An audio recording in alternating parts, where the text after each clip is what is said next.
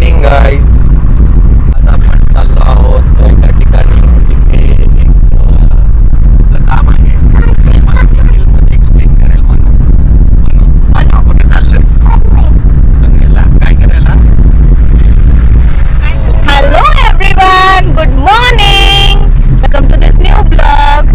तुमचं सगळ्यांचं खूप खूप मनापासून स्वागत आहे नेहमीच प्रमाणे आजच्या आपल्या ब्लॉग मध्ये. सो आज आपण चाललेलो आहोत एका आपल्या ट्रेडिशनल सेरेमनीसाठी. आज मनूची सेरेमनी आहे. आज आहे हनुमान जयंती. हनुमान जयंती निमित्त केवणे गावात आपण मनूची तुला सेरेमनी करणार आहोत. सो चला बघूया कशी तयारी आपण करणार आहोत आणि कशा प्रकारे हा सोहळा पार पडणार आहे. तर आता आपण निघालोय रेडी होऊन. मनू रेडी व्हायची बाकी आहे. डॅडी आणि मी रेडी होऊन निघालोय. सो आता आपण जे जे कॅप्चर करता येईल ते मी करणार आहे आणि तुमच्यासोबत शेअर करणार आहे. चला आपण भेटूया पुढच्या लोकेशनवर. छान आहे ना? बरं आहेत ना?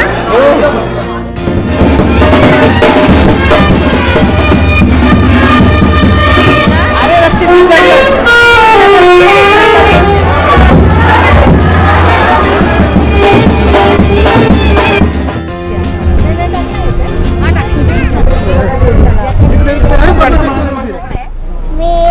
कुठे आहे मेड? तिकडे.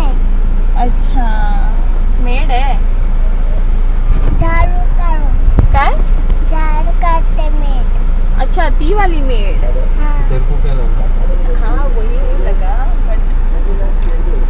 तर गाईस ती सांगते आहे मेड. तर बघा आजकालच्या पिढीला नऊवारी साडी हे माहितीच नाही आहे. तिच्या टेक्स्टबुक मध्ये एक फोटो आहे. मेडचं जे चित्र आहे त्याच्यामध्ये तिने दाखवलंय की झाडू घेतलाय हातात आणि नऊवारी साडी घातली आहे. आम्ही आता गावाला आलोय आणि तिने नऊवारी साडी मधल्या बायका बघितल्या. ती सांगते ती मेड आहे. आता बघूया आपण टेक्स्टबुकचं चित्र. बाबा आले बाई. निवा निवा कोण आहे तिकडे? कोण आहे? अच्छा त्या कोण आहे?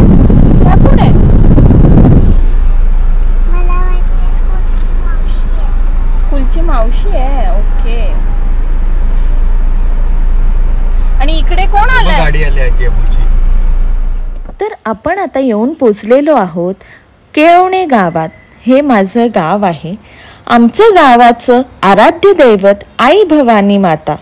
त्याचा इतिहास म्हणजे शिवाजी महाराज स्वारी करत असताना ज्या ज्या ठिकाणी मुक्काम करत असत त्या ठिकाणी आई भवानी मातेचे पूजन करत.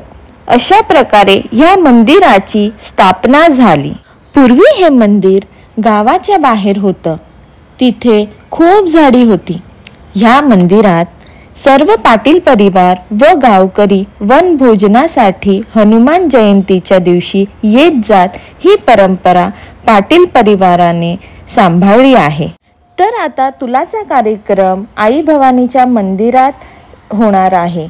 ह्या मंदिराचे मुखवटे माझे आजोबा श्रीयुत नामदेव नाना पाटील यांच्या घरीच असतात. हनुमान जयंती व नवरात्रीत हे मुखवटे आमच्या घरातून भवानी मातेच्या मंदिरात वाजत गाजत नेण्याची परंपरा आहे. तर ह्या मंदिरात नवस केलेल्या मुलांची तुला म्हणजे जोखण्याची प्रथा आहे. आणि त्याचमुळे मनूच्याही आजी आजोबांना वाटलं आपल्या सुद्धा मनूची तुला इथे झाली पाहिजे.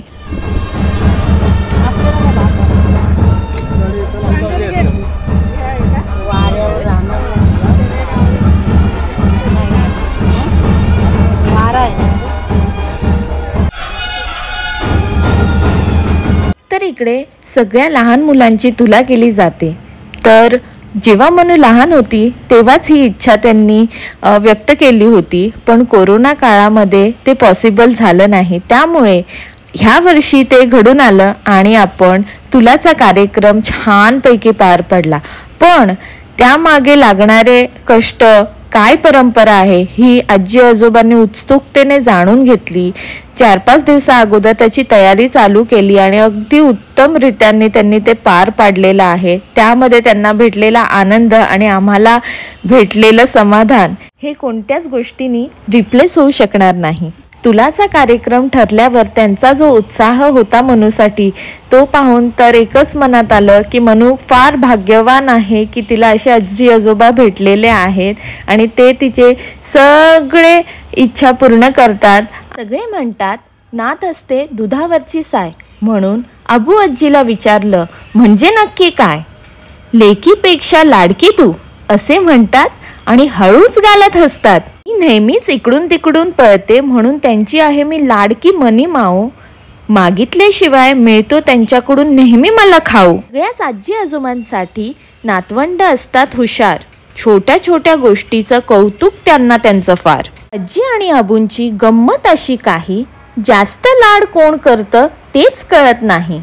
आजी देते खाऊ, आबू माझ्यासोबत खेळतात. त्यांच्या घरी मला कसे राणीसारखे ठेवतात. कुठल्याच हट्टाला कधी म्हणत नाहीत नाही आणि कोण जास्त लाड करतं तेच कळत नाही. मम्मा डॅडा ओरडले तर आजी आबू जवळ घेतात. जी आबू सारखी माया कुणी कुणी करत नाही. कोण जास्त लाड करतं तेच कळत नाही. एक गोष्ट आहे माझ्यासाठी खास, दोघांनाही घेता येत नाही माझा अभ्यास. म्हणून आमच्यामध्ये नसते कधीच पुस्तकवणी. कोण जास्त लाड करतं तेच कळत नाही. कधी जवळ घेऊन खूप किसी करतात. तुझ्यामुळे पूर्ण झालं जीवन असं म्हणतात.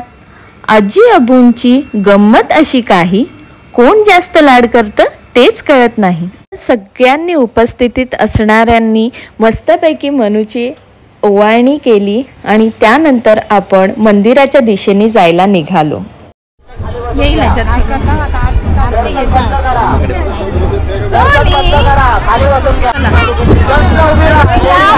तर तुला करण्या अगोदर भवानी मातेच्या मंदिराला 5 फेरा मारायची परंपरा आहे. त्यासाठी आम्ही पटापट वरती गेलो. खूप ऊन होतं. आरतीच्या अगोदर आपल्याला फेरे कंप्लीट करायचे होते. आरतीची वेळ थोड्याच वेळात होणारच होती, त्यामुळे आम्ही घाईत वरती गेलो आणि पटापट मंदिराच्या 5 फेऱ्या मारल्या. फेऱ्या मारत असताना तिकडच्या टाईल्स भरपूरच तापल्या होत्या, पण तरीसुद्धा आम्ही त्या कंप्लीट केल्या. खूप धावधाव पळपळ झाली. मी कॅप्चरसुद्धा केले आणि मंदिराच्या बाजूला प्रत्येक जण आरतीची वाट बघत होता आणि मस्तपैकी बँड वगैरे वाजत होते. एकंदरीत जो काही माहोल होता तो खूपच छान होता. एकंदरीत खूप प्रसन्न वातावरण होतं, अगदी जल्लोषाचं. त्यामुळेच त्या गजरात आम्ही पटापट आपल्या उन्हात 5 फेऱ्या कंप्लीट केल्या देवीच्या मंदिराभोवती आणि मग मंदिरात आरतीसाठी आलो.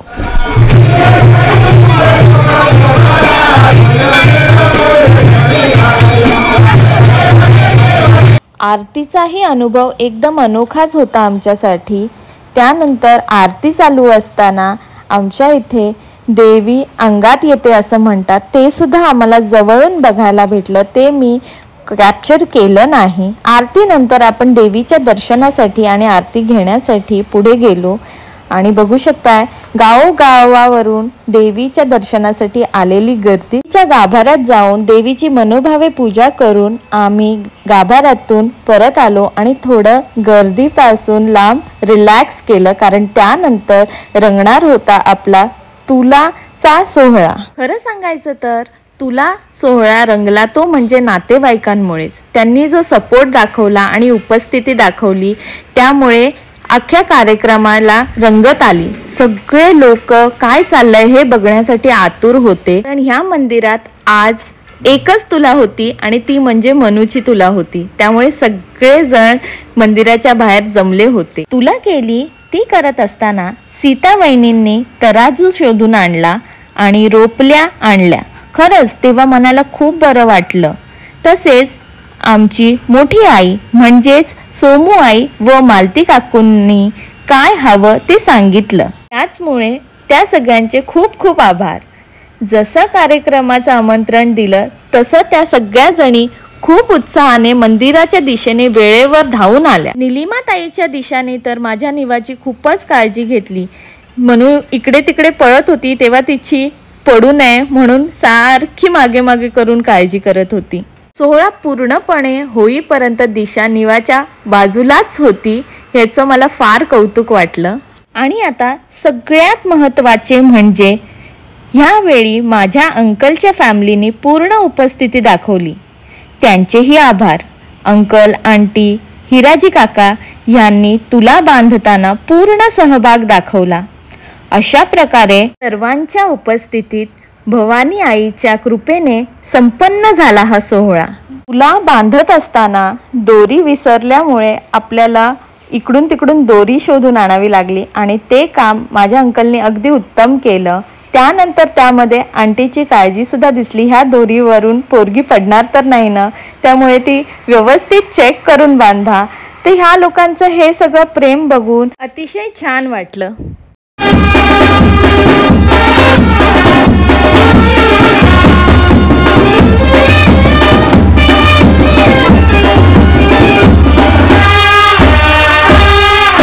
हा ब्लॉग कोण कोण बघताय आणि आपल्या सबस्क्रायबरपैकी आई भवानीच्या मंदिरात कोण कोण जाऊन आलंय त्यांनी कॉमेंटमध्ये आई भवानीचा उदो उदो असं नक्की लिहा.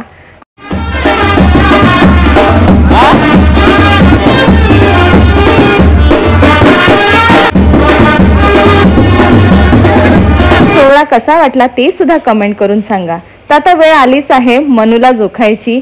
बघा, तिला तराजूत बसवलं गेलं आणि मग एकाकडून आपण स्वीट्स ॲड करणार होतो. तसंच आपण त्यामध्ये फळं सुद्धा ॲड केली, जेणेकरून जे भाविक आईच्या दर्शनासाठी आले होते आणि जे आपली तुला सुद्धा बघत होते त्यांच्यापर्यंत पण आपला प्रसाद पोचला पाहिजे, हीच भावना होती.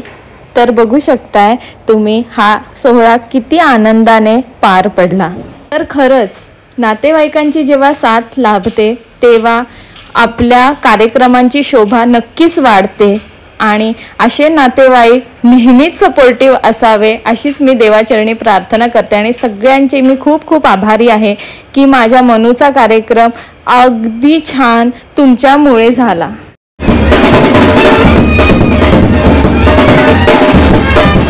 तसेच अजून महत्त्वाची गोष्ट म्हणजे अंकलचे भरपूर आभार, कारण तुला जशी संपन्न झाली सगळे लोक जेवणासाठी निघून गेली, पण अंकलनी मात्र भाविकांपर्यंत फळं आपली पोचावीत प्रसाद रूपात.